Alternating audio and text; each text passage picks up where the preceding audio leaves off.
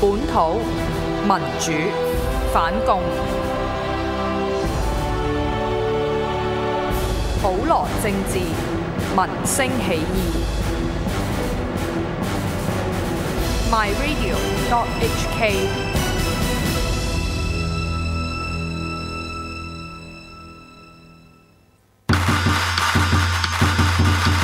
各位 MyRadio 嘅觀眾聽眾，你哋好！首先恭喜發財，新春大吉！咁猴年最緊要咧就係大鬧天宮，即係大鬧立法會。要大鬧立法會，必須要身體健康、身壯力健、人強馬壯，先可以武運昌隆。多謝。最詳盡嘅新馬資訊，帶你看盡世界馬壇，論盡馬圈天南地北。馬場 USB 節目主持人尤達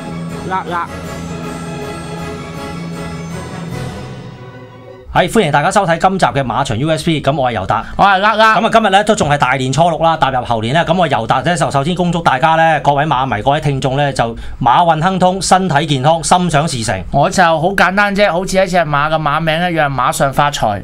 就係咁啦，好係啊！啲聽眾最緊要跑馬，梗係馬上發財。好啦，今日就節目都比較豐富，但係就時間就不是太多咁樣，所以咧就嗱聲啊！首先我哋第一節我哋都要講翻呢個 Road to Derby 嗰個打比嘅晉級情況，形勢如何？好，麻煩出第一張圖先。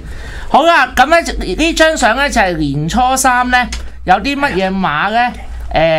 跑過呢個即係年初三嗰啲打比馬跑成點嘅？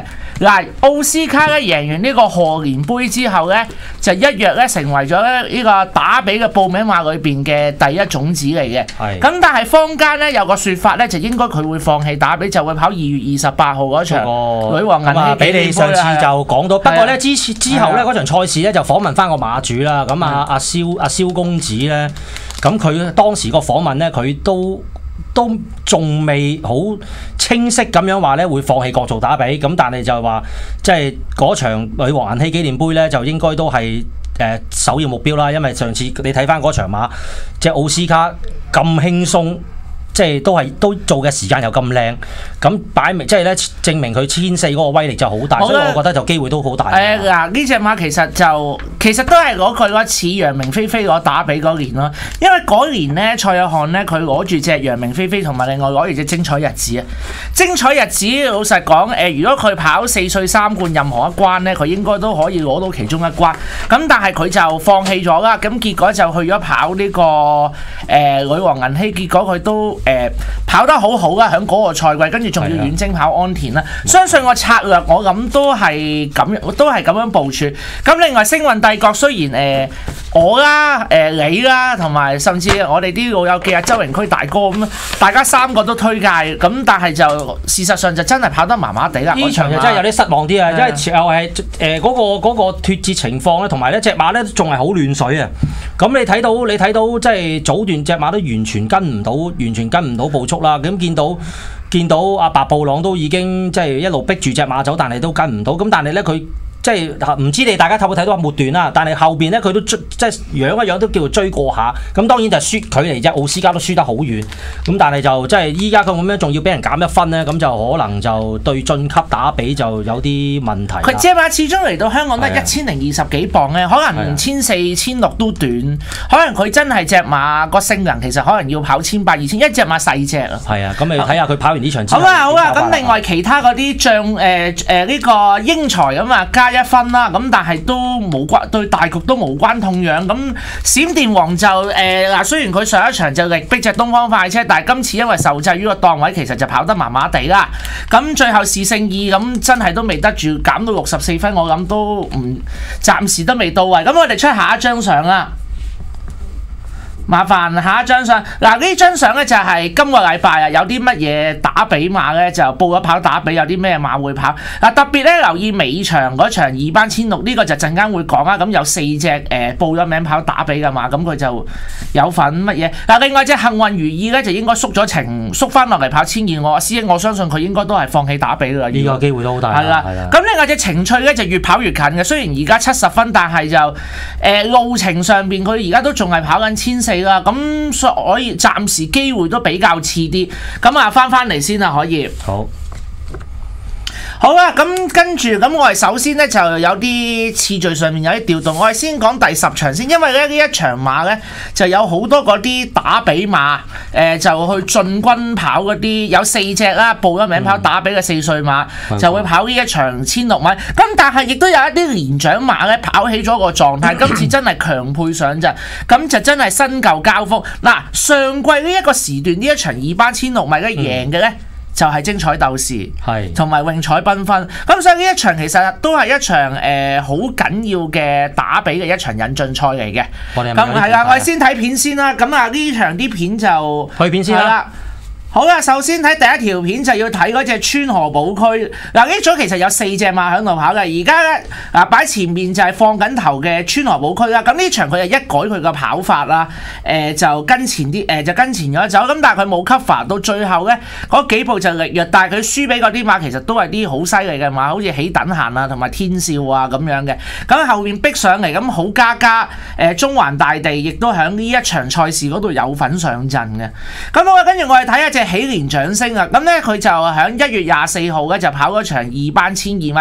嗱前面走一咗嗰隻就係嘉應之啊！嗱喜蓮掌聲呢一場馬咧，佢咧自己咧都係跑一啲比較短嘅路程啦。佢始終喺嗰邊莊柏特大賽去跑第3啦，咁所以呢一場其實就 OK 嘅。咁但係會唔會有第2次出賽併發症或者冇嗰啲新鮮感，可能又會爭啲咧？咁就真係要跑過先知啦。好啦，同日其實亦都有另外一組嘅2班2班1400米，我哋睇下隻比卡超啊！上次我就大力推介大家要買嘅，咁但係個發揮係非常令人失望，因為咧呢一場馬個步速係好慢，最緊要就係冇聽師兄話㗎，霍麗賢。呢個唔講啦，你自己講埋落去啦，講埋落去。係啦，霍麗賢咁咧，咁但係佢最後咧，佢衝翻上嚟咧，全組最快嘅末段啊！你睇而家。我畫面見到嗰幾步幾犀利，嗱個狀態就起咗㗎啦，就睇下佢跑成點。嗱呢一場要特別要睇一隻馬，呢一組2班1000米就係睇一隻將才。而家喺畫面最後嗰隻紫色帽嗰隻就係將才。嗱佢咧呢隻馬應該係要跑1600米係最好嘅馬嚟嘅，即係佢意大利2000堅尼佢輸俾軍用戰神。嗱你睇佢而家衝翻上嚟嗰幾步幾犀利。嗱記住一樣嘢，佢係前頭嗰600米佢都完全脫節，到而家咁樣追上嚟咧。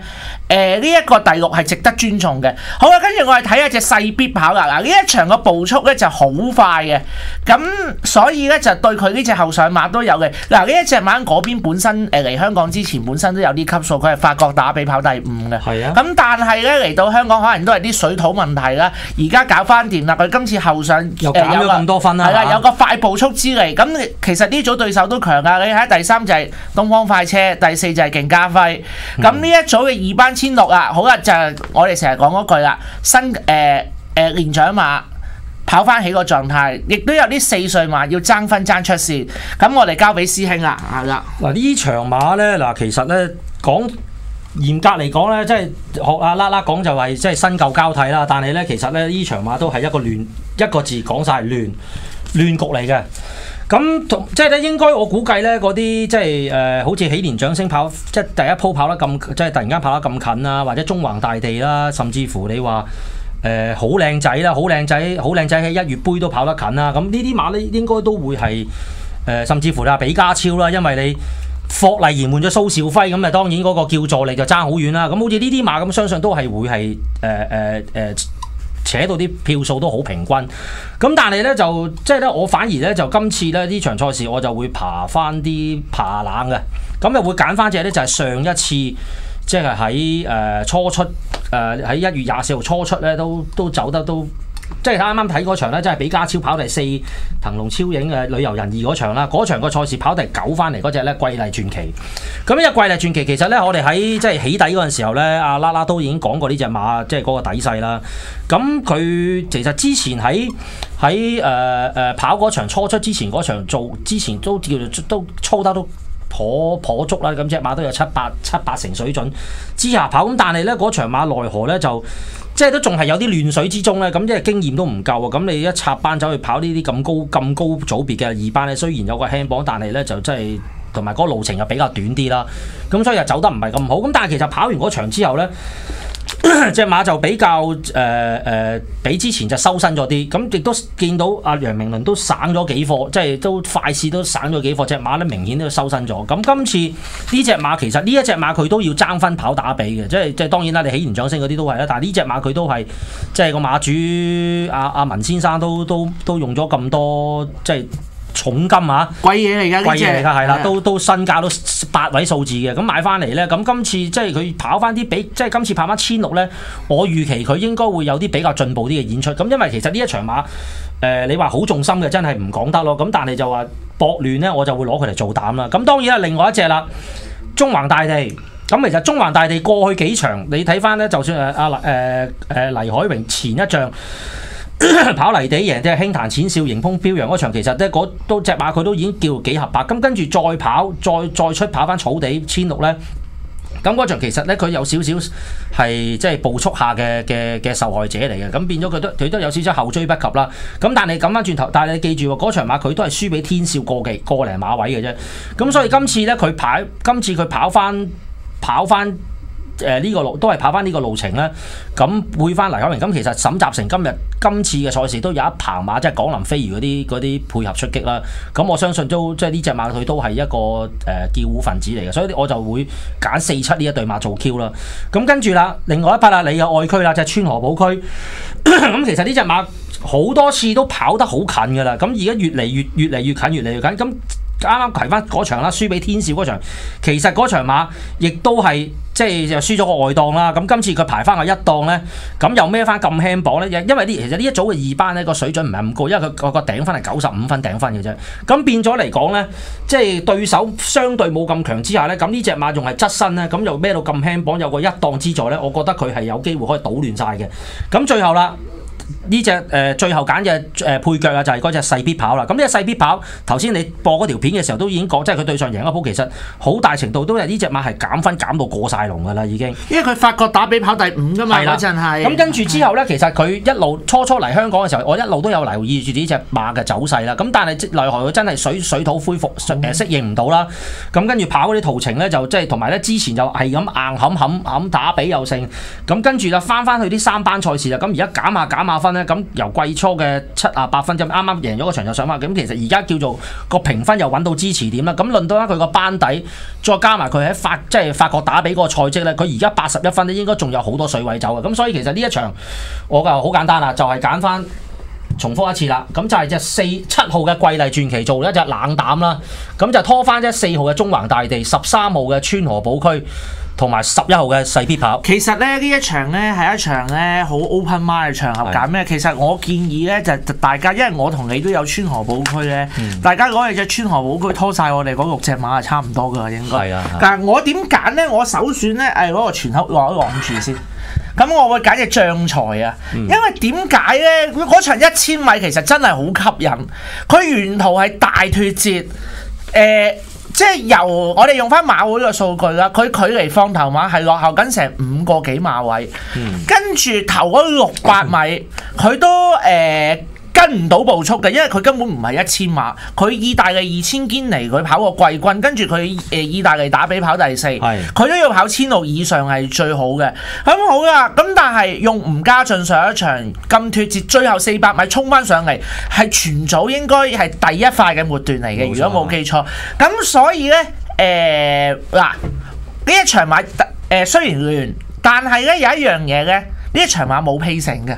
你可以留意冇馬會放嘅，預計係啦。係啦，咁所以嗱，勉強可能擺頭嘅就係隻川河寶區咯。係啦，因為試過啊嘛，上次真係好勉強。好，但係咧，將才你唔知佢用乜嘢跑法，咁要爭出線跑打比，我估唔會留咁後嘅，應該其實以告東尼嗰啲馬，告東尼啲馬其實好中意都係擺前面走啊咁樣嘅。所以呢個將才我自己搏下冷門，而家隔夜賠率有20幾倍，我覺得都值得考慮嘅呢一隻馬。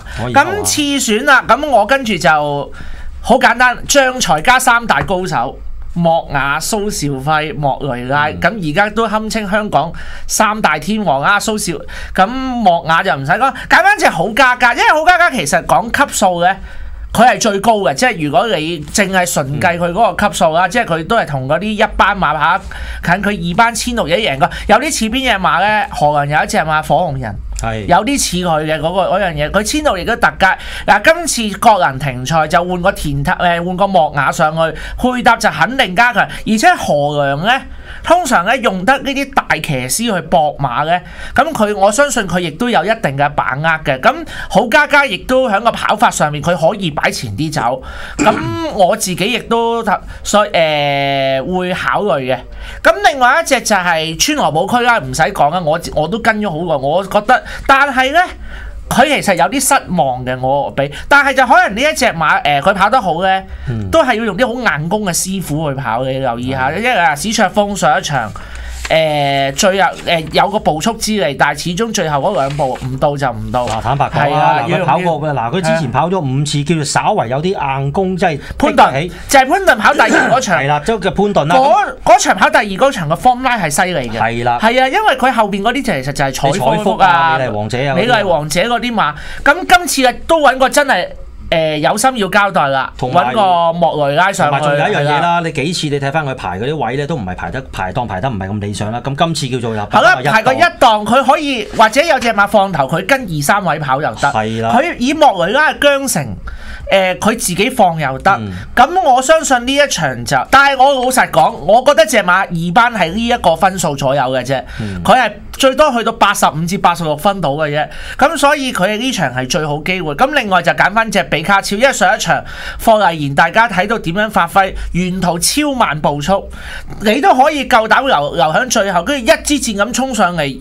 走全組末段最快，雖然佢呢一場都係即係證明佢狀態其實已經跑起咗。呢隻馬亦都有啲因為你都記啦，同埋你都記住啦，呢隻馬我哋之前都提過噶嘛。我諗佢嘅目標矛頭就係跟住嘅港澳杯啊嘛。咁所以佢而家一路都要跑下分，即係又唔好咁尷尬咁樣咧就。借下蘇兆輝啦，咁啊可以省下佢。咁啊用到蘇兆輝啫，肯定同霍麗賢就一定爭好遠。嗱，不過我都想講有幾隻馬可以攞出嚟講嘅。第一隻我想講師兄你好中意嗰隻中環大地。其實呢場馬佢個跑法係有着數，因為佢可以擺前面走。只不過我哋份 tips 我擺唔到咁多落去。咁我幫你擺。係啊，咁啊擺埋落去，我都中意嘅。其實中環大地。另外就呢場嘅熱門喜蓮掌聲啊，師兄聽下你點講先。嗱呢隻我講。呢隻馬我覺得咧就即係有啲拗頭，有啲拗頭嘅。咁我自己就冇揀啦。嗱，同埋而家睇翻隔夜咧佢就3倍大熱門。咁啊次熱門咧就已經係隻川河寶區啦，就5.4倍。咁跟住就已經係到隻好加加㗎啦。係啊。咁跟住咧頭先我哋講嗰啲啦，中環大地啊10幾倍啦，將才20幾，將台11倍啦。咁啊貴麗傳奇我隻膽啊40幾倍啦。咁啊所以咧其實呢場馬好亂嘅。咁但係我就覺得啦，嗱兩樣嘢啦，即係喜蓮掌聲嗱馬就擺就好明顯佢係絕對係有質㗎啦。咁佢上一場即係叫做甩頭甩骨啊，咁都可以逼到隻嘉應之友，咁跟住就贏到隻天才，咁天才之後都可以再贏3級賽，咁所以呢隻馬咁當然嗰個佢成為熱門就好合理嘅。咁但係今次咧就即係咧，我覺得咧就第一啦，達少就。上一次賽事好似都唔見佢都係啦，嗌都冇得嗌下忍咗型咧。同埋咧呢隻馬今次佢係加9磅咧，咁加9磅又當然你話加咗9磅之後都係125咁，都唔係話好重磅。但係好似呢啲咁樣嘅馬跑得唔係咁多咧，突然間要去適應到個咁，突然間要由個輕磅變翻做重磅咧，咁我覺得就即係會有少少如果太熱嘅話就唔係咁直播咯。咁如果坦白講，如果調翻轉嘅，我就寧願要隻中環大地，起碼。中環大地都贏過俾你睇先，仲要贏過2次俾你睇。咁唯一即係叫做可取嘅就係話，呢隻馬要爭分跑打比，咁就鬥志即係話叫做鬥志冇懷疑。但係真係得咁多嘅啫喎，不過隻馬係的確，如果跑咗呢一鋪跑咗上一場之後咧，係的確係有進步咗。我自己會咁睇嘅，呢隻馬個質素係真係唔差，因為大家上次我哋講新馬嗰陣，佢睇佢跑嗰場莊柏德大賽沿途冇位，跟住一撲上嚟嗰幾步幾勁，但係咧驚佢咧第二次出賽佢冇咗啲新鮮感咧，會爭啲。同埋我成日覺得呢隻馬1600都短嘅，同埋如果阿摩認為呢隻馬個實力真係咁高，而家莫雷拉其實打比都仲未有，都仲未諗定諗定隻乜嘢？點解唔揾佢試下去跑呢隻喜蓮掌聲咧？咁樣要就寧願走去跑隻川河寶區咧咁樣。咁用達少咁近期達少嗰個表現啊，真係實在我冇辦法，而且咁熱嘅時候咁，我冇辦法將呢啲馬擺落去我份心水嗰度。我真係我都唔係好想講。即係有啲拗頭，所以我哋唔係太想講。咁反正咁熱嘅時候咁跑出嚟就當抽水算啦。咁所以其實我心水嗱，我重複一次啊，我首選我就係希望啊，我就唔揸膽啦，4隻互村啦。咁但係將才而家有10幾倍買啲 win 玩下都得嘅。買期如果咁講應該係落咗飛嘅，因為之前都應該仲冷嘅。係啊，咁啊，我中意10號嘅將才，3號嘅好加加，13號川河寶區同9號比卡超嗱，不分1、2、3、4選啊，4隻互村啊，就咁簡單。係啦，咁呢一場咧嗱，呢一場跑完咧，咁啊我哋即係暫時就呢一節就差唔多先啦。咁我哋下一節翻嚟咧，我哋就會講另外一場第7場嘅2班1200米。另外咧，我哋仲有一啲海外新聞咧，就想同大家交代嘅。咁轉頭見，唔好行開。